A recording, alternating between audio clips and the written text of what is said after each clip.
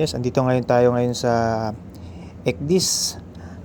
Bali, palalabasin natin yung CATSOC o yung tinatawag na Category of Zone Confidence. Bali, andito tayo sa ECDIS na luma. Sa chart,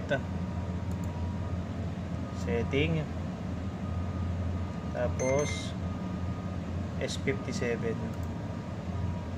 tapos view. Yan. Dito sa layer, hanapin natin yung accuracy.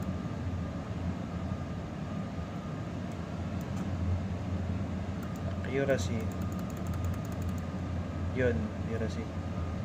So, tick lang natin siya. And then, apply. Yan, no? Lumabas na. Ito yung CATSOC o Category of Zone Confidence. So, ayan na siya. Yan, napalabas na natin yung CATSOC. Yan.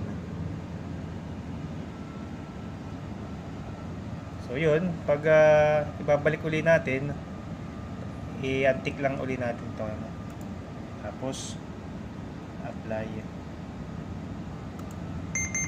Yan, wala na uli siya.